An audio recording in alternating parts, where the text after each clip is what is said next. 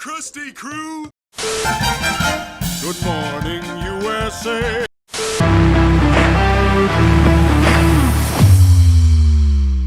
Good morning, sports fans. All right, Cam, is another. I don't want to say it's a beautiful day because it's never really a beautiful morning in Syracuse, New York. I think it's beautiful. It's been ungodly hot for October. I'm not crazy about that. It's I'm going to be great. honest with you. I love it. There's not many days we get like this in Syracuse, especially like in like 2 months we're gonna be missing this. So That's true. I was made for jeans and hoodie weather though, and I really can't get down with this 80 degrees. So I don't know. That's just me personally. Cam, I gotta ask you, man. When you need to refuel in the morning, right? This is gonna sound like a paid promotion. Are you choosing Starbucks or Dunkin'? I'm gonna go Dunkin'. It's cheaper. Dunkin', it's cheaper. I hypothetically would like to be a Dunkin' person to save money, but sometimes their coffee kind of tastes like motor oil, you know? So that's just me thinking. Has the Ice Spice Dunkin' promotion, has that brought you into Dunkin' more? Like, No. is it the Ben Affleck promotion that's getting you where you need to go? Because No. apparently he's been directing those Ice Spice commercials. I didn't know so. that. It's more like the lower prices. Oh, I think yes, I yes. honestly think Starbucks and Dunkin' coffee taste pretty much the same. Hmm. But again, one thing there's closer on campus, like Shine, you got that. You got the one on near Marshall Street. That is true. They're closer than the Starbucks near BBB. There you go. Yeah, I think it's cheaper. I haven't been to a Starbucks in a while, but they were cheaper when I was in high school. So There you go. All right, Cam, got a little playoff baseball. I know you're not a huge baseball fan, but everyone loves playoff baseball. October, you know, Red October as the Phillies would call it. Yeah. And we'll start there. Cam, do you have a team that you're pulling to win? 100% Phillies. Okay. Bryce Harper, I mean, he's looking great as usual. Yeah. They won their game last night. They did. The Brewers did not. I'm a little worried right now. I'm going to be honest with you. It's win or go home, and I'm not ready to go home, especially because if the Brewers lose, there might be a team moving out of Milwaukee. So, you know. It's like a win or leave home scenario. Yes. You said that earlier today when we saw each other, and it broke my heart. And it broke my heart even more when you said it just now. Yeah, Cam, is there like an underdog that you're really pulling for, or somebody that you think, you know, not everyone's thinking they're going to win? And again, I'm going to be completely honest. I don't watch too much baseball, so all I know is I want the Phillies to win. There you go. I think for me, when it comes to underdogs, we're playing them right now. But if anyone isn't going to win, I would like it to be the Diamondbacks. I don't think, like, the people of Arizona haven't had, like, a baseball team to cheer for in a long time. So if they were playing anyone but the Brewers, I'd be cheering for them. But just can't do it. The Twins won earlier today, clinched their spot in the rest of the postseason. Haven't won since 2006, so pretty big deal for them. And then obviously you've got teams like the Texas Rangers, Houston Astros, a couple of teams that you do expect to be going far. But it really remains to be seen. Before we hit with some NFL stuff, you had a chance to talk to one of our new members about college football. So let's go check that out. Hey, welcome back. I'm Cameron. I'm Eric. And we're going to be talking about college football. I think we should start with the top 5, don't you think? I agree. So number 1 this week we have Georgia. They played a close game against Auburn last week. They survived the test, however. I feel like they need to do more. They look vulnerable. No, I agree. Do you think they have a chance to win the national championship this year? Like, are they your favorite? They're not my favorite, but I think they have a chance. I think they need to clean it up a little bit. Their defense is still good like it has been. Yeah. But the offense. Who do you think needs to show up more? I think they just need to run the offense for Brock Bowers. He's one of the best players, if not the best player in the nation. I completely agree. I think that's how they got the win against Auburn last week. Exactly. Yeah. So number 2 is Michigan. What do you think of them? I haven't seen a ton of them, but I like them so far. But this is still not much different of a team that lost to TCU last year. And so that's always going to be my question mark is can they win in big games? The thing I'm a little bit worried about is they always seem to start off slow. Like whenever at halftime, it's always like kind of close-ish, and it seems that's happened every week against far inferior opponents. And that's not a consistent way to play. If you give a team a lead at halftime, someone's going to take it eventually. Or even if you're up by only a touchdown, these should be the games you're closing out quickly. Right. Do they have the killer instinct to actually finish off these games? Exactly. So 3 is Texas, and they got a huge game this week. Yeah, they do. The real question this week is, are they back? Yeah. They play Oklahoma. This is their statement win. Alabama seemed like their statement win, but after the last few weeks of Bama, can you even call it a statement win? This one, I would be comfortable calling it a statement win. I'd agree with that. I think this is the biggest game of their season. So Ohio State, they're coming off a big win against Notre Dame. Did they have a bye last week? I believe they did a bye last week, or they took care of business, so no one's really talking about it. The Notre Dame game is really really the one they need to talk about because it was close and they didn't score a lot. So can their offense keep it up? That's what you're a little bit worried about is like, Yeah. can Kyle McCord finish it? Because like he has receivers like Mika Ibuka and Marvin Harrison Jr. Yeah, I mean, he's got one of the best receiving cores in college. But it feels like Ohio State's not scoring too much. Yeah, I mean, through the first 3 games, they were still giving Devin Brown a chance. So, Yeah. you know.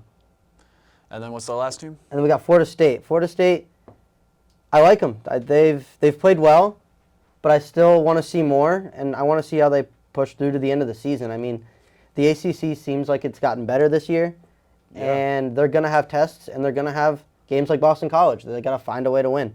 Yeah, I completely agree. So what are your top 3 games of the week? Top 3 games of the week. Red River rivalry, of course. You got to have that one. I mean, Texas and Oklahoma, it's going to be a good game. It's going to be high scoring, but if Texas can keep it low scoring, I think that's where they can win it. Who do you think wins? I think Texas. I mean, I think this is their chance to say they're back. Steve Sarkisian needs to silence the haters. I completely agree. What's your other game? One I think maybe not as many people are talking about is Georgia-Kentucky. I think it's the first real test for both teams. Kentucky's got to play a game with that number next to their name, and Georgia has to actually beat a ranked team. They're coming off a statement win, and Georgia has had some other tough opponents, but I believe this is their first ranked opponent they're playing. So. This is their first ranked opponent, and honestly, coming in very hot. Yeah, I think it's their first opponent with a lot of experience. I mean, Devin Leary's the quarterback there now, and he's played big games. He played at NC State. He's played some of the best teams in the country when the ACC was at its height. I completely agree. Hit us with your last game. I think it's one that not everyone's talking about, and it's Washington-UCLA. UCLA is favored to win over a ranked opponent with a true freshman quarterback. I don't see it that way. I see it as Washington State winning. Yeah, no, I usually take if you're a betting man, I usually take Washington State in that game, but I'm a little bit worried it's a trap line. Maybe Vegas knows something we don't. Maybe they do, but I like Cam Ward, and I think he pulls it out. I completely agree. I like Cam Ward too, but again, it'll be interesting to see what happens. Yeah. And back to Gabe. Welcome back, Gabe. NFL, National Football League, football. Those lines felt really organic, Cam. Like that just felt like it's just like the spirit of football just possessed you. Yeah. All right, let's start with Thursday Night Football, a game that I'd rather not talk about. You and I watched it together, Packers-Lions. Yeah. What went wrong for the Packers there? I think everything. Okay. I think a huge part of it also is run defense. Yes. I think Ben Johnson is a phenomenal O coordinator. I think Joe Barry is a horrible defensive coordinator. And I think it was the stoppable force meeting an immovable object. Yeah. Or an unstoppable force meeting a movable object, I guess you would say. It was a rough scene, I'm going to be honest with you. Yeah, no. Like, almost as rough as these burps that are coming out. It's giving you like an actual bodily reaction. Yes. So from what I saw from the game with you is that like Jordan Love still has a lot to learn. And so, like, of course, he's a young QB, so he's going to get to slide a little bit, but, like, he's not really going to because he's at, like, a little bit of an age differential compared to guys like Bryce Young and C.J. Stroud. But the big problem was they were getting run all over. Yeah. So David Montgomery, what he rushed for, 3 touchdowns? 3 touchdowns. Yeah. I think that's the big problem is they need to work on their run defense. And also a little bit sloppy on the penalties, like Quay Walker in that special room. He wanted to be freaking Captain Kangaroo instead of playing competent football, and I think that's absurd. He's been good this season. He just needs to work on the penalties. Yeah. Okay, so let's talk about some of the Sunday morning game, not Sunday Absolutely. morning, Sunday afternoon games. So do you want to start off with the Bills-Dolphins? Yeah, One of the bigger Bills-Dolphins. surprises of the week because I feel like many people thought it was going to be a close game. I don't think anyone thought any team was going to get destroyed, but the Bills were very dominant in that game. Yeah, the Bills were channeling the spirit of Gwen Stefani. You know, they knew people were talking trash, and they didn't think that people would hear them. Yeah. And by people, we mean Dolphins fans. And they, put up 48 points. It was a really good offensive game. There's no doubt the Bills looked very good. No, the Bills looked great. Are the Bills the best team in the AFC? I think every team, like all the top teams in the AFC have looked good in certain games. I think we need to find a consistent team. So I wouldn't say that yet. I don't really know who is the best team in the AFC, but I think there needs to be a consistent team that's performed well. Honestly, just like 3 or 4 weeks in a row, and we're very early in the season. So. Yeah, and the Bills' defense working well was interesting to see. Leslie Frazier fired, Sean McDermott being the defensive coordinator now too. I didn't expect the Bills' defense to be as efficient as it was, but they looked great. Yeah. And who looked phenomenal is Josh Allen. He's now number 1 in the MVP betting odds. Yeah.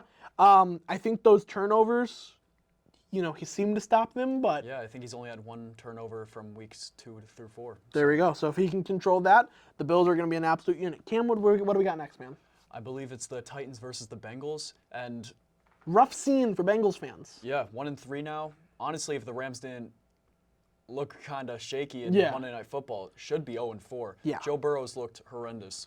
And I believe they're 0-2 in the division, correct? I believe so, because So, they and that lost is- the Ravens and now Yeah. And the Browns on week Browns, 1. yeah. And that is a really deep hole to get out of. yeah. Luckily, if it wasn't for another QB who got paid this offseason, I feel like Joe Burrow wouldn't be getting as much of the flack that he's. Yeah, Like, I for feel sure. like Joe Burrow would be getting a lot more flack. I think a big part of this game is Joe Burrow was not ready to play when he did. Oh, he should have not been playing. It should have been, I believe, Jake Browning, or they should have gone for a QB in free agency. Yeah. But Joe Burrow, he's not ready to play. It's obvious he's playing injured. And honestly, they're not helping anyone because you've got to be worried that he's going to re-aggravate his injury or get hurt. Yeah, and his throwing motion is just off. He's throwing uncatchable balls. Yeah, he seems to be playing a little bit scared in the pocket. Yeah. Too, because he doesn't want to get hurt again. Exactly. Jamar Chase, after the game saying, I'm open, I'm always open. You kind of wonder about some frustration with that team. But, hey, if the Eagles taught us anything, even if there's frustration between a wide receiver and a quarterback, you can always put that connection back together and score a bunch of touchdowns. So, Yeah. A.J. Brown, Jalen Hurts did it. I don't know, man. I'm going to be honest with you. This is a very important season for the Bengals because of that extension that Joe Burrow signed. You're not going to be able to keep people like T. Higgins, Yeah. Jamar Chase, you might eventually lose. T. Higgins might miss some time with broken ribs. Yeah. I think he's trying to play week 5, but broken ribs are a little bit tough Exactly. to come back That's a little hard. So this was kind of one of those like capture that lightning in a bottle while you have it type of teams, and I don't know, man. I think it's kind of everything that could go wrong going wrong. Yeah. So. And so back to teams. So for teams that are a major disappointment, let's talk about the Sunday Night Football game. We Yeah. have the Jets versus the Chiefs. The Jets actually looked very good in this game. They did. Zach Wilson probably the best game of his career. He was a very efficient QB. Yeah, and it was ruined by the refs. Do you think not having that headband helped Zach Wilson? I don't know much about that. I don't know. I'm just saying. I think it's the no headband Zach Wilson villain arc. My villain arc is going to be caused by if the NFL cuts to Taylor Swift one more time after a Chiefs touchdown, like she's the one who called the damn play. I'm going to lose my mind. I'm so sick of seeing her. And we saw I believe it was Sauce Gardner who tweeted out like maybe I wouldn't have got that flag if I was a Swiftie. Yeah. Do you think the refs were obviously biased in that game? Like usually I complain like as an Eagles fan who's very vocal about his team getting screwed over at times. Like all fans are like, oh, it's us versus the refs. Yeah. This might have been one of the most blatant teams versus ref moments. That ending to the game was very. It's pretty disgraceful. absurd. I'm going to be honest. I mean, the NFL has always been pro-Chiefs. It's felt more again, pro-Chiefs Mahomes is going to end up getting that Brady treatment because Yeah. like we had to deal with 20 years of the Patriots getting that treatment. Again, in every sport they do that. The refs will protect the best player in the league. Like that's just how it goes. As Sure. sad as that is. I don't know, man. All I know is this: if I have to keep seeing Taylor Swift, I'm going to lose my damn mind. I like her. I like her probably more than a lot of people do. I'm over it. And But now Monday Night Football. yeah, speaking of being over it, Cam, you're a Giants fan. You want to discuss how you're feeling right now?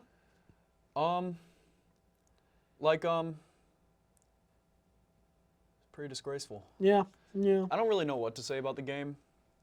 So again, at least the Giants. I'm kind of sad they lost against the. I'm kind of sad they beat the Cardinals because they probably should be tanking for that #1 pick. It was just a bad game and all. Yeah. That's really all I got to say. I mean, Brian Dable seems completely different than last year. I think Brian Dable is barking up the wrong tree when he's yelling at Daniel Jones. Yeah. Daniel Jones, as much as I've been a Daniel Jones believer, and honestly, like I've always just liked Daniel Jones. Even if I didn't like the Giants, I probably would still like Daniel Jones. He's not completely at fault, but there has to be a point where it's like there's something wrong here. The man just got paid, and there were 11 sacks, and it's like he got sacked 11 times. Like, what is he supposed to do? There were times he was just standing in the pocket like a statue when he has legs, but. I think with Daniel Jones, what's so frustrating is the lack of consistency because he has flashes of being like a damn good quarterback, and then he has flashes of being like, what is this? But, so it's just really frustrating, and I can't even imagine how you feel as a Giants fan. Well, The other thing that I think should be mentioned is, while Daniel Jones probably should get some flack for this, he should not be getting all the flack. It's a complete failure in coaching. It's a complete failure by the GM. It's a complete failure by the ownership. And it's a complete failure by, like, just everything. It doesn't look like the team practices. The offensive line looks horrible. The defense looks shaky. Special teams, that was one of the worst special team performances I've ever seen in my life. I think they, yeah, it's just a complete failure of a season. And, like, usually I'm not one to call off a season 4 games into it. This is a complete failure of a season. And I don't know where the Giants go from here because basically they just paid their whole entire team. Well, I streamed Seattle defense in fantasy, so it's a good move for me. Congratulations. Thank you. All right, Cam, Week 5, lightning round. Are you ready to give us your predictions for every game for Week 5? Yeah. All right, a horrendous Thursday night football game, Bears-Commanders. Who's winning that? You know, I think the Bears are going to win this one. I don't think so, Chief. I've got the Commanders all the way. Jaguars-Bills, 9:30 in the morning, live from London. I think the Bills will continue on their hot streak. I think the Bills will, and thank God we don't have to watch a Toy Story version of this. All right, Saints-Patriots. I got the Patriots. Nice. Okay. Titans-Colts. I have the Colts. There we go. Ravens-Steelers. I I think the Ravens are think going the to Ravens will destroy them. Yeah, absolutely. Panthers-Lions. I got the Lions. Lions, absolutely. Texans-Falcons. I think the Texans can win this one. The Texans look very good. I think Not so, very too. Good, but I think C.J. Stroud he's the real deal. Yeah. Giants-Dolphins. Dolphins. Yeah. Bengals-Cardinals. This one we shouldn't have to think about this, but I actually do. I think the Cardinals are going to win this game, man. I think that will be everyone's upset pick of the week. I think the Bengals will win this one. But Okay. I think it'll be a very close game because the Cardinals have played every team very close. Eagles-Rams. Eagles are going to win all the way. Absolutely. Jets-Broncos. I think the Jets are going to win this one. Nathaniel Hackett's going to be pulling out all the stops. Yeah. Chiefs-Vikings. I think the Chiefs are going to win. Yeah. Chiefs country, let's ride. Anyone who plays the Vikings, I'm always going to cheer for. Chiefs country. Cowboys-Niners. You could take any of these defenses for fantasy. This is a good move. I think the Cowboys will win, as sad as it is to say. Okay. Packers-Raiders. Watch what you say closely here. Packers. God, I love you. All right, that's all from us. Thank you guys for watching. We'll see you next time.